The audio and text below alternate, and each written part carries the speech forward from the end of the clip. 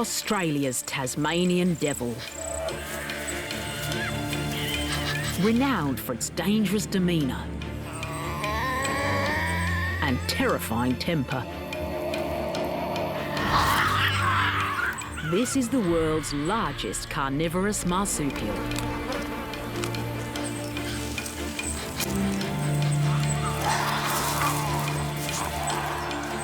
They're fearless fighters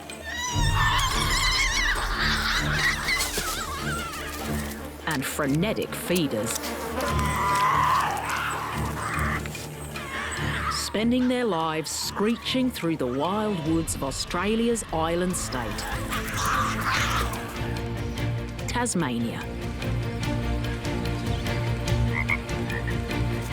It's just one corner of this colossal, ancient continent.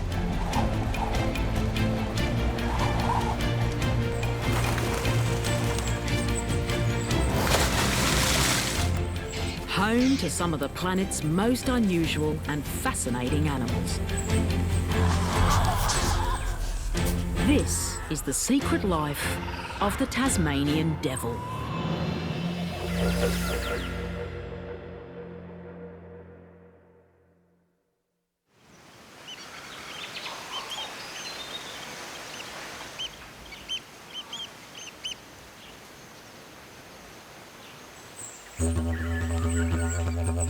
When the first European settlers arrived in Australia, they found themselves surrounded by animal life that was utterly unfamiliar to them.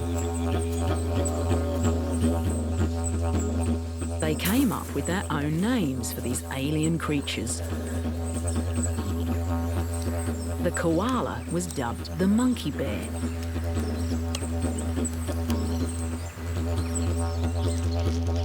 The spiky echidna became the porcupine anteater. And the oddball wombat, a marsupial, was called a badger, a beaver, and even a pig. These exotic creatures both mystified and delighted the new Australians. But there was one in Tasmania that totally terrified them.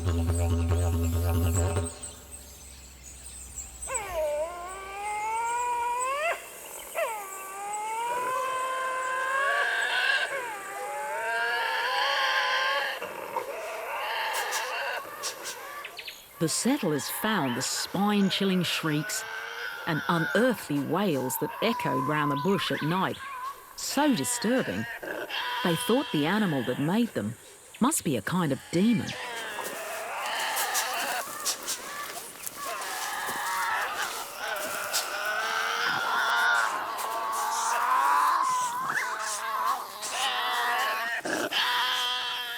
They called it Beelzebub's pup, Beelzebub being one of the names for the devil.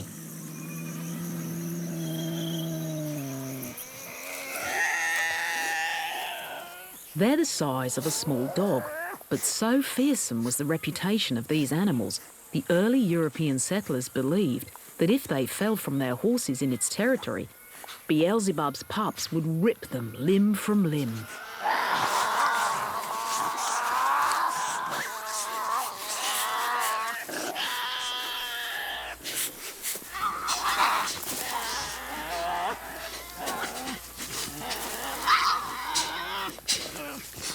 Today, Beelzebub's pup is called the Tasmanian devil.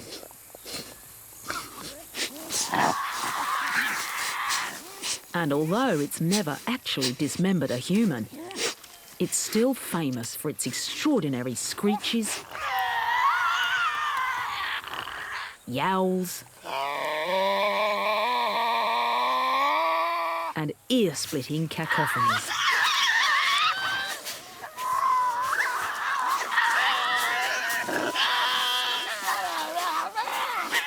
As well as its ferocious disposition.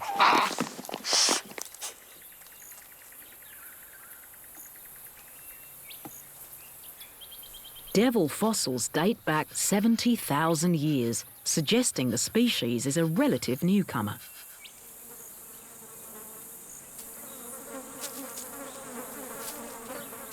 This carnivorous marsupial is a pocket predator that carries its young in a pouch and is always itching for a fight.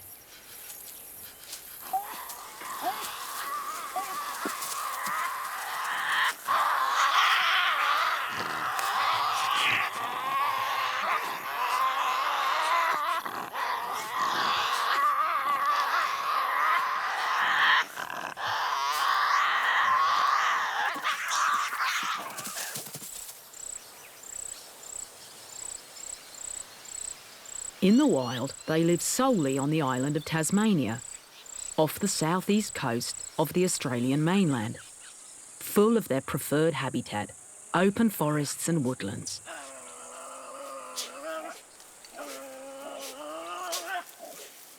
It's thought that devils once lived on the mainland, but died out there.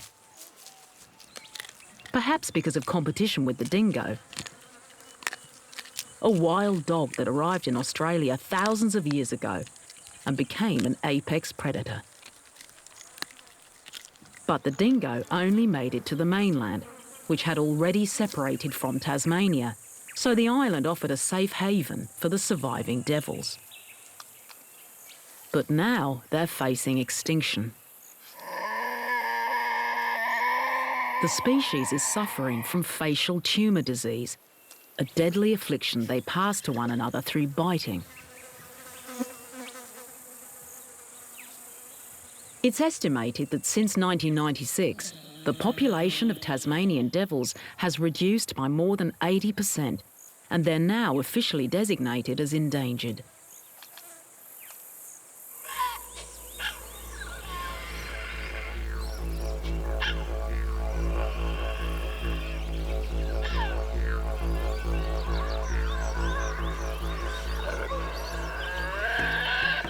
It's nearing nightfall, and young male Carlos is emerging from his den. As devil numbers are in such sharp decline, he's part of a monitored population that is regularly health checked by conservationists. He's got an excellent sense of smell, and he picks up on a scent. He sets off from his den to find the source.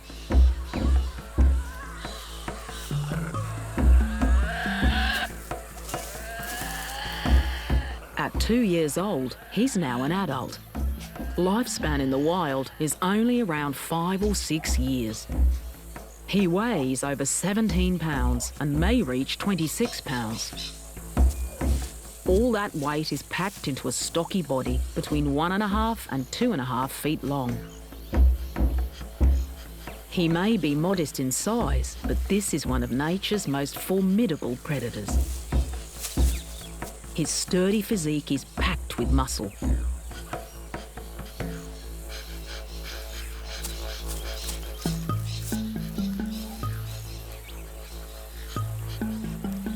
His legs are short and strong, while his large head and neck support one of the most proportionately powerful bites in the animal kingdom.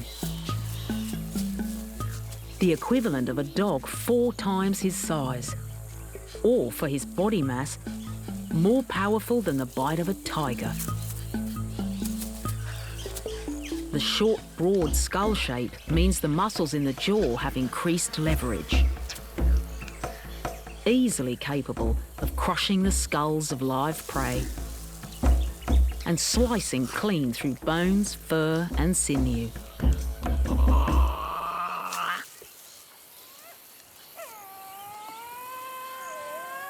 Large parts of the devil's waking hours are taken up with trying to find food.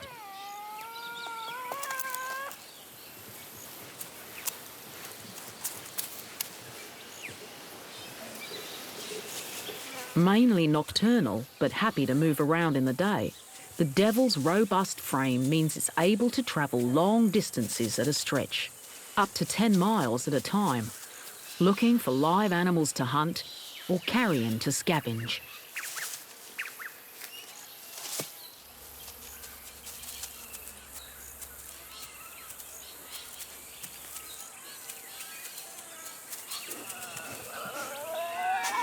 Although it doesn't defend a territory, it does have a home range that it regularly travels around. The size and shape of these ranges depends on how much food is in the area. Carlos is on his evening foraging expedition.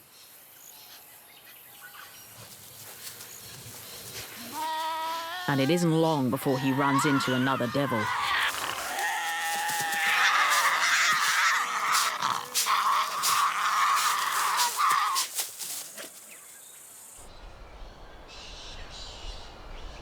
Devils spend a lot of time alone, but their home ranges often overlap, and when they do meet, there's almost always a fight.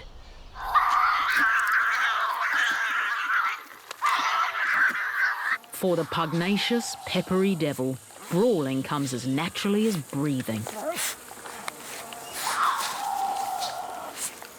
Females are just as feisty as the males and equally likely to engage in a rage-fueled fracas. For the males, it's all about dominance. Gaining ascendancy over their rivals will pay off once breeding season arrives in March, as females often favour dominant males. But these power plays to decide top devil take place all year, and they can be about almost anything.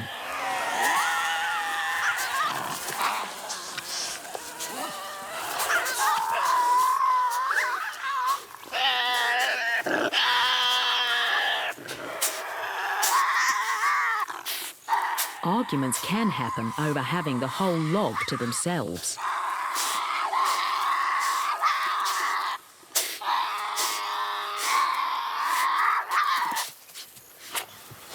Or a blow-up could be over a tiny scrap of food.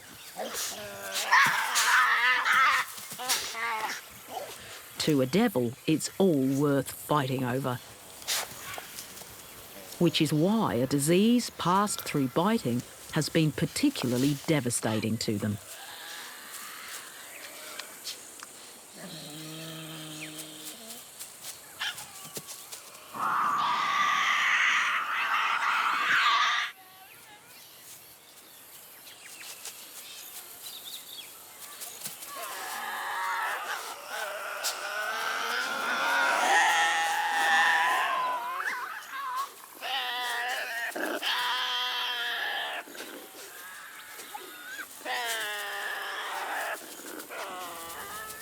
At the moment, Carlos is the local top dog, the most dominant male. He has to be even more aggressive than everyone else to keep his title.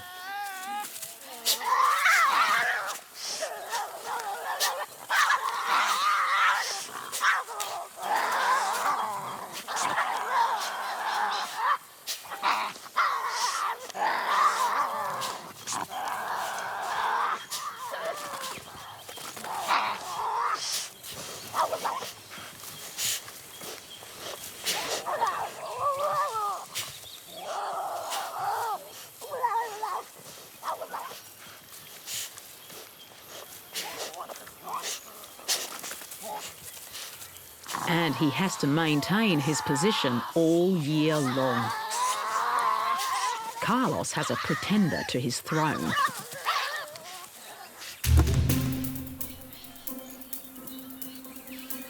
Two-year-old Mungo.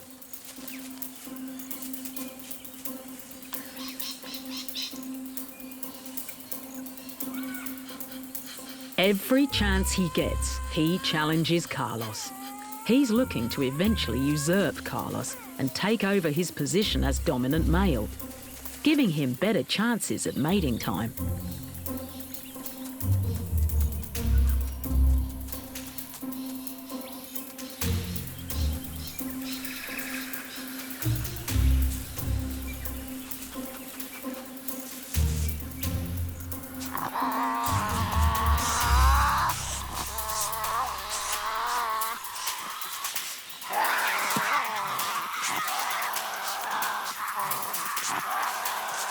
But so far, the battle-scarred Carlos has always chased off his challenger.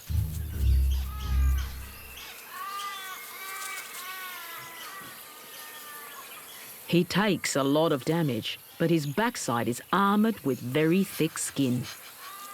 As well as giving a competitive edge at mating time, being the dominant male also gives an advantage on a day-to-day basis.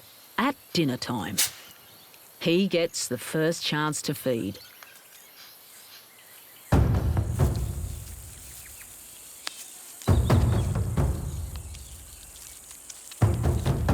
Tasmanian devils will eat almost anything. Insects, rabbits, rodents. They'll even actively hunt large live prey.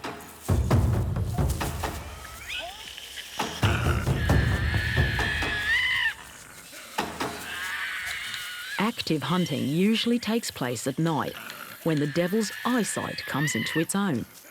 It can see best in black and white, and its vision is based on movement, enabling it to spot the tiniest twitch the prey makes. White markings scattered over its flanks, chest and legs may help break up its distinctive predator outline. Hunting alone, using a combination of ambush and pursuit, a devil can bring down animals almost twice its size, like wallabies and wombats. It's an efficient, deadly hunter. But its real forte is scavenging. Devils spend most of their time looking for carrion, the carcasses and remains of dead animals. It's not uncommon to encounter it in the bush. Although devils live mostly solitary lives, when they find a large meal like this, they're able to come together. Much like vultures and hyenas in Africa, by cleaning up carcasses, they keep the bush free from rotting meat that could spread disease. And they're a friend to the farmer, who would otherwise have to bury the bodies of dead livestock.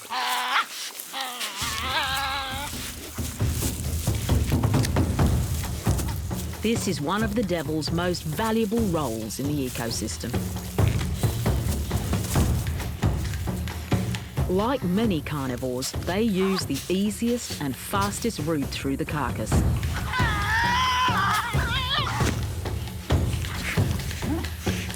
By ripping their way through the tail area and the stomach cavity first, they can access the rump muscles and intestines as quickly as possible, leaving the harder to eat parts, like the head, for the latecomers.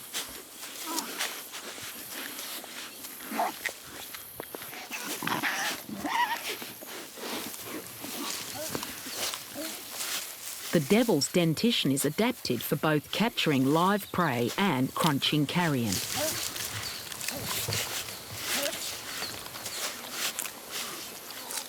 Like dogs, they have a whopping 42 teeth, compared to a cat's 30. Long, sharp canines hold and pierce prey, and molars shear through fur, sinew and skeleton.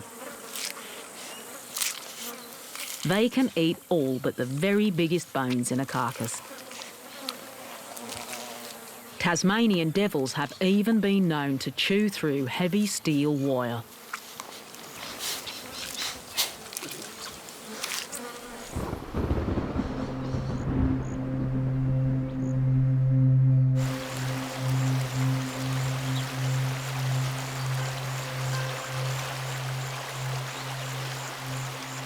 There are some large biological differences between marsupials like the Tasmanian devil and placental mammals like dingoes and bats. Marsupials have very short pregnancies and give birth to tiny unformed young, which then develop within a pouch. Most other mammals develop inside the mother, within a placental sac. Marsupials also have a metabolic rate around 30% lower than placental mammals. This means they can live using much less energy, a distinct advantage for when times get tough. But in times of plenty, The high-octane lifestyle of the devil means it typically uses more energy than its vegetarian cousins. So it aims to consume about 15% of its body weight every day. For these committed carnivores, the search for food is relentless. The local males notice something nearby. Their sense of smell is so acute that they can detect food from around half a mile away. They stand on their hind legs to give them the extra height they need to pick up on a scent carried on the wind. When on the hunt for large prey like wallabies or wombats, the devil uses a mixture of stalking and short sprints. It relies on stamina rather than outright speed, but can still manage around 15 to 20 miles an hour for a few hundred yards. But if they're lucky, it'll be an easy meal, an animal carcass.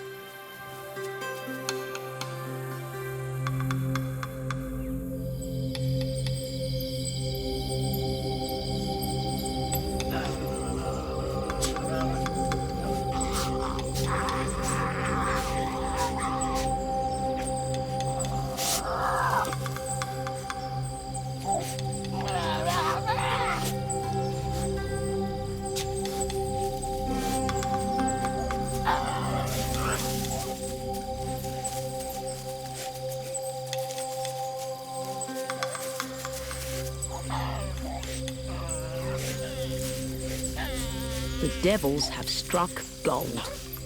It's the remains of a wallaby.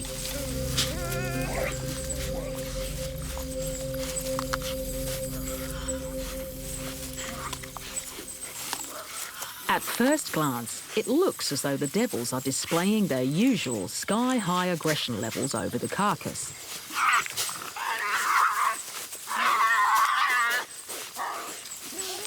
But although it seems like a free-for-all, in fact, there's some devil etiquette at work here. The attitude is still present, but the bloodshed is absent.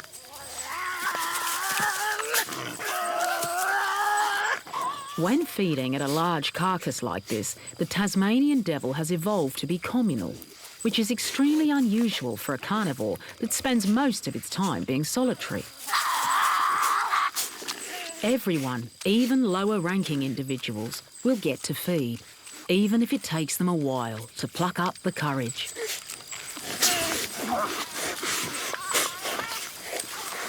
Communal feeding means all the local devils get a good meal at least once in a while, and that's evolutionarily advantageous for the whole species.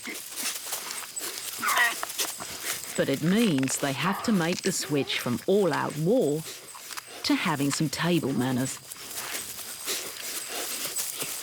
At a big feed, they avoid direct conflict by using ritualised posturings.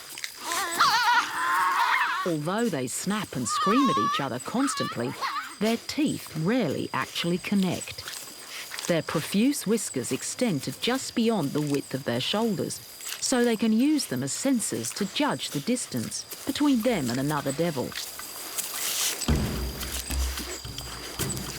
They may jaw wrestle, where they stand up and place their paws on each other's shoulders or chests, and shake their heads constantly while vocalising.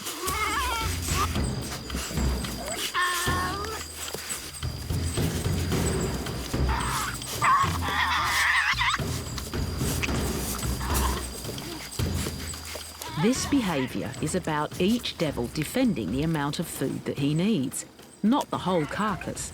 This is how they can all feed together. The size of the carcass affects the extent to which the feeding devil will chase off a challenger.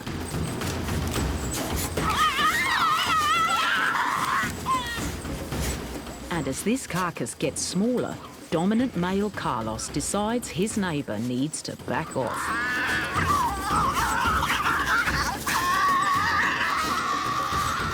But even this exchange is without injury to either side.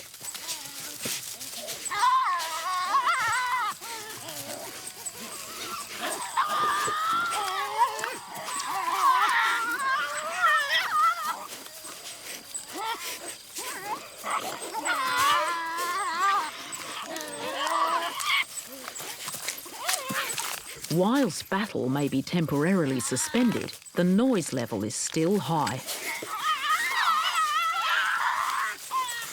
And this has its own important function. It alerts other devils in the area to the carcass, so they can come and join in the communal feed, saving them the energy of looking for other food. Tasmanian devils have many excellent adaptations to Australia's often harsh environment. A vital one is that they can consume a massive 40% of their body weight in a single sitting. They then store this extra fat in their tails, giving them a superb advantage in times of famine, which can occur in the dry forests and coastal woodlands they prefer to live in.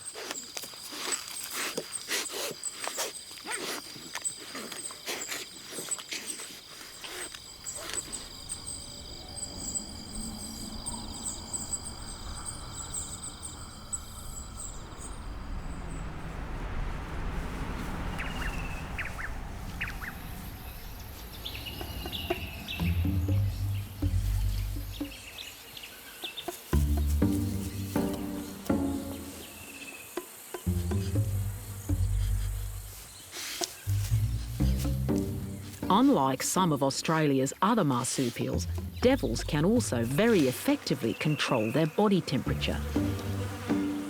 This thermoregulation means they can be active in the often blazing hot daytime without overheating, which vastly increases their scavenging and hunting opportunities.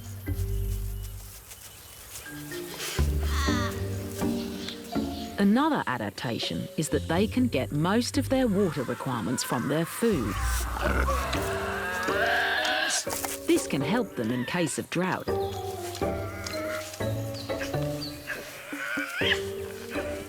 A lower-ranking male picks up a scent.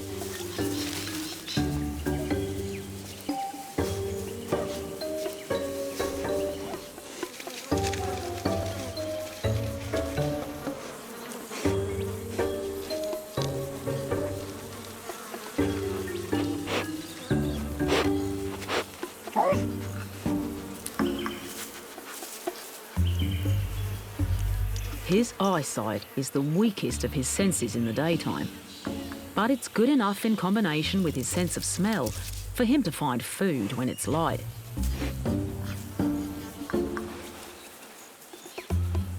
It's a lizard, a prime candidate for lunch, if he can track it down.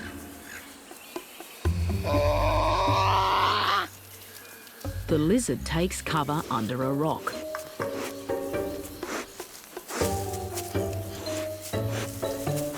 But the devil has another handy adaptation, wide feet with claws ideal for digging.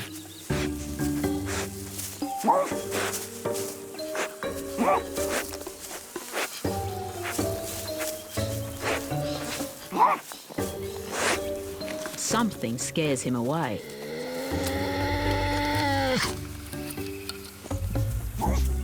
But he soon comes back.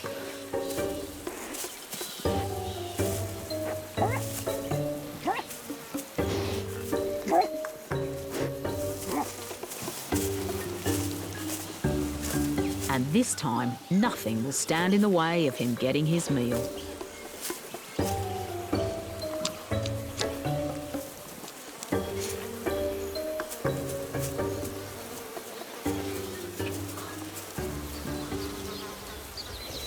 The next animal to wander into devil territory is much more prickly. It's an echidna, an animal only found in Australia and neighbouring New Guinea. And it's utterly bizarre. It's from an early branch of mammals that still lays eggs like a reptile, and the males have a four-headed penis. Like the equally rare platypus, it's categorised as a monotreme, an animal that just has a single opening for excretion and reproduction.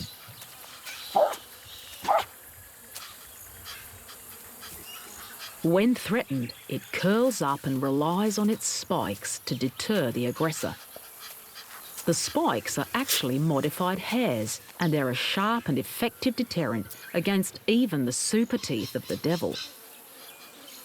The echidna can move them individually or in small groups.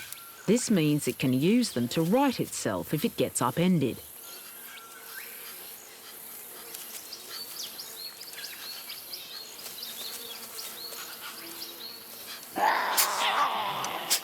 Even though the strange newcomer appears to be impenetrable, its discoverer wants to keep it to himself.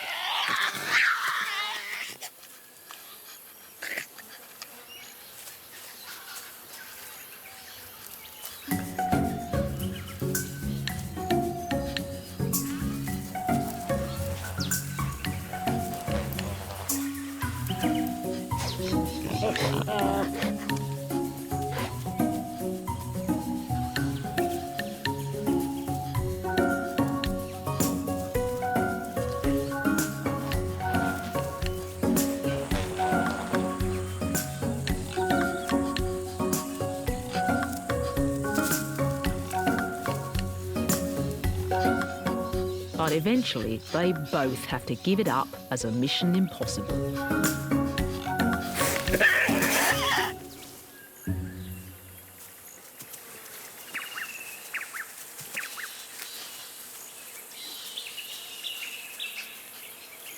Meanwhile, Mungo, trying to climb the ladder of dominance and usurp Carlos, comes across a lower-ranking male who's found a piece of meat.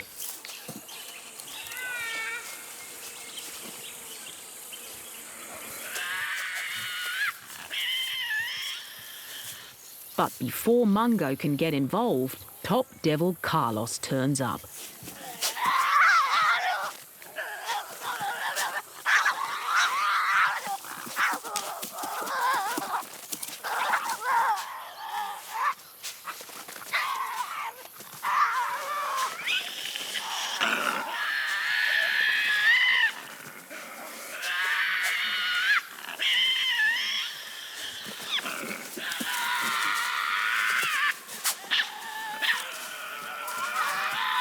Now a third devil joins in.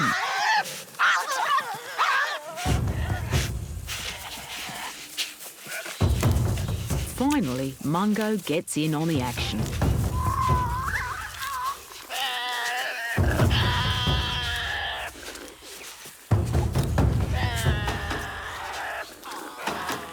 He grabs a big hunk of meat and makes his escape.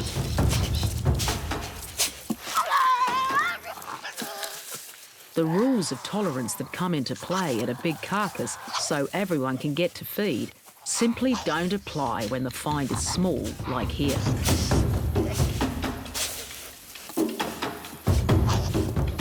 It's every devil for himself.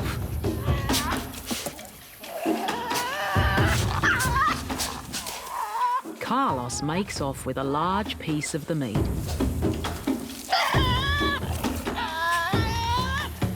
And the other two fight over the scraps.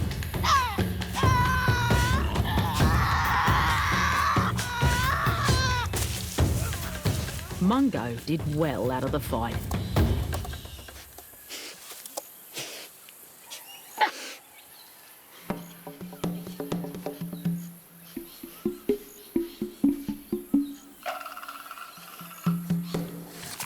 Since they're mostly solitary, it's the presence of food that usually leads to many forms of devil communication.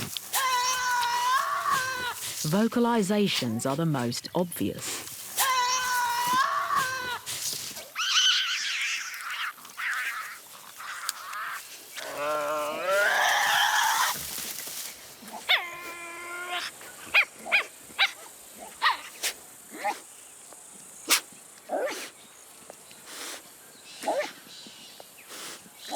There are at least 11 different kinds of vocalization. One of the most common is the arf sound, which shows curiosity. Other low-level sounds are the bark and snort and teeth chattering, which means the devil is uncomfortable.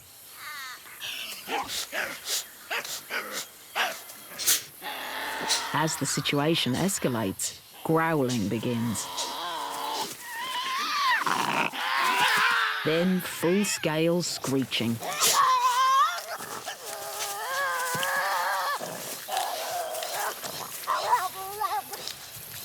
This is when it's most likely to descend into a brawl or a chase.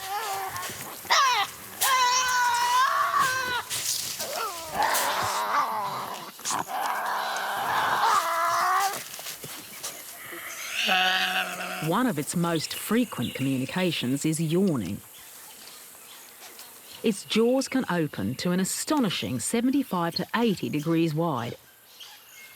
Humans can only manage around 33 degrees.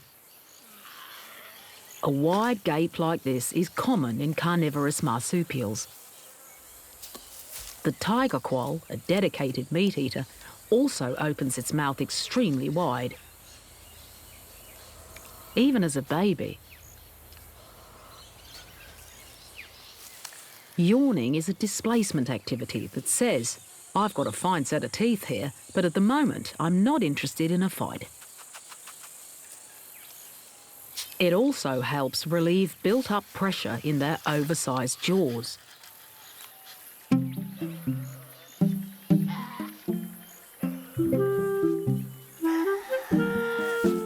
Devils can also communicate via a range of chemical signals, especially in their poop. A diet that's so varied and largely indiscriminate results in disproportionately large feces. An average scat is around 6 inches long, but they can be 10 inches. And it can be full of surprises. Items that researchers have found within devil scats include a woolen sock, aluminium foil, the head of a snake, and half a pencil. After a while, the poop turns white, very like a hyena's feces. This is due to the high levels of bone in both of their scats. Like many carnivores, their poop is pungent and full of information for other devils. All the devils in an area like to poop communally in the same spot, known as a devil latrine. This serves as a kind of community notice board, letting local devils know who visited and when, possibly giving information about their age and breeding condition. Mungo does some marking, known as anogenital dragging. It may look like a male marking his territory, but females also do this, and devils aren't really territorial. The exact purpose of dragging is unknown, but it may be associated with the transmission of chemical signals, a form of communication.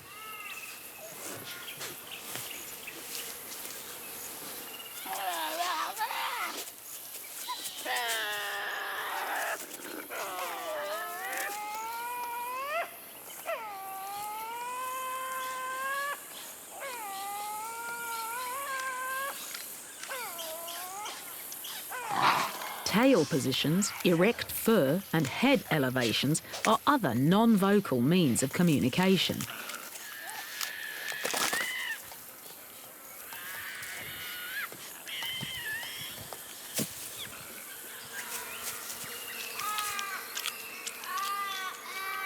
In devil society, the female of the species is not the gentler sex, and these two young females are arguing over a scrap of meat. It's not very big, but to a devil, it's still worth fighting over.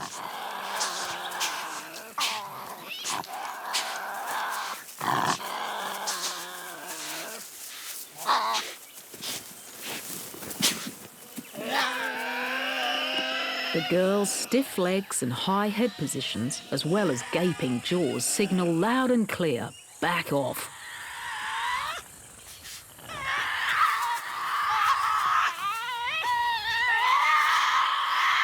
But if all communication fails, for a devil, a fight is the preferred method of sorting an issue out.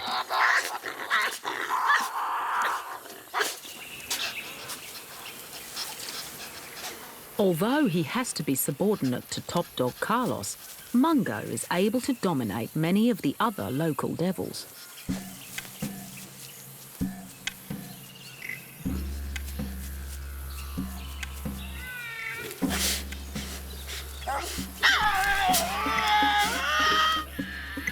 Mungo's at the bottom of the bank, warning the other devil not to come any closer.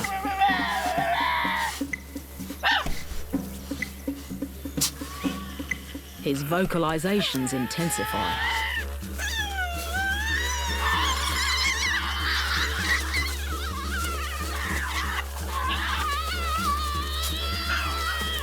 A win for Mungo. He's chased off the interloper.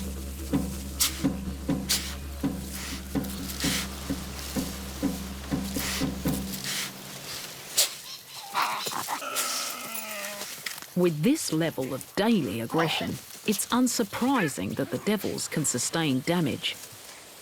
Injuries are everywhere. Battered faces, tattered ears, and scarred backsides.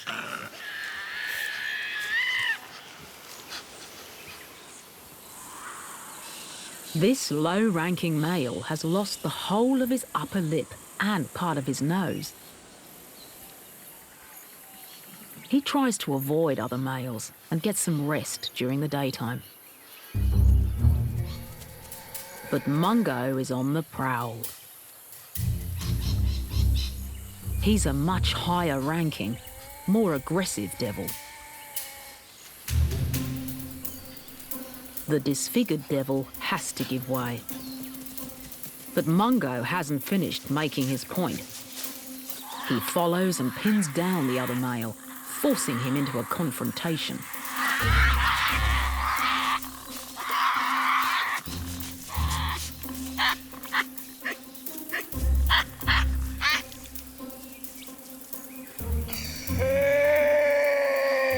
Which leaves the disfigured male cowering.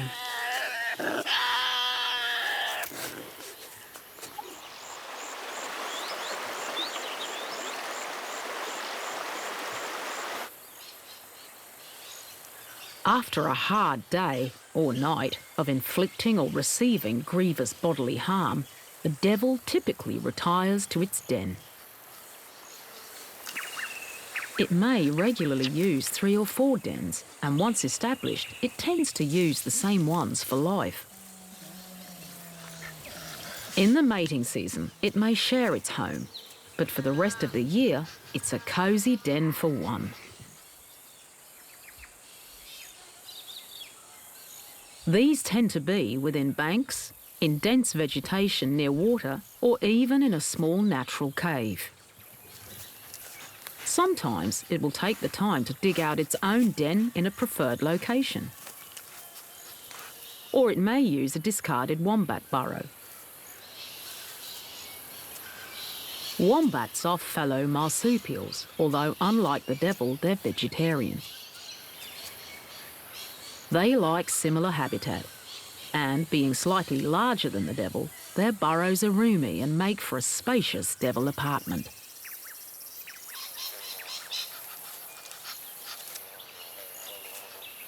Mungo leaves his den to start exploring his patch for food.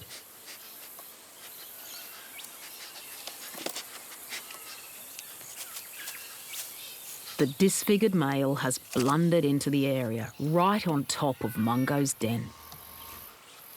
If the more dominant devil notices him, he'll be attacked. But his outstanding sense of smell alerts him to the danger just in time, before Mungo's able to get into attack position. This time, he gets away safely.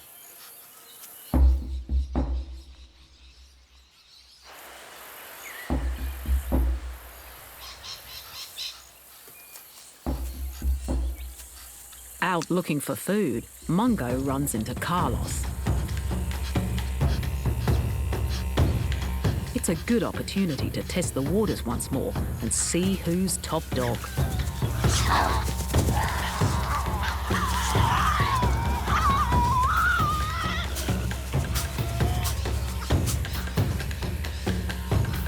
Carlos once again emerges triumphant, retaining the rights to first claim of a carcass and preferential treatment from the females come breeding season.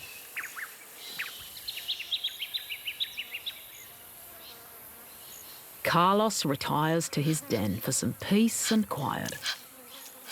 Although, being a devil, he's not quiet for long.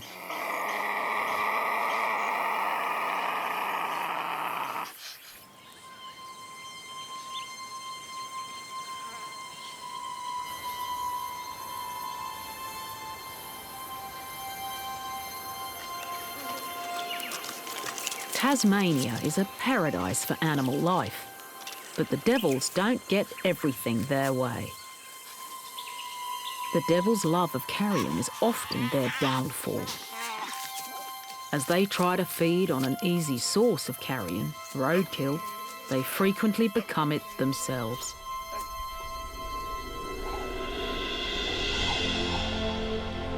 But moves are now underway to try and boost devil numbers through a conservation approach known as rewilding. This involves releasing health-checked devils from captive populations into the Tasmanian wilderness. These astonishing carnivores have short but action-packed lives. With their monumental anger management issues and zero-tolerance attitude, for a devil, every day is an adventure. Despite treating their fellow devils with extreme prejudice most of the time, they're able to share a meal for the benefit of all. Full of character, their deafening volume, their tenacity, and their ability to clean the land make them one of Tasmania's most fascinating and useful creatures.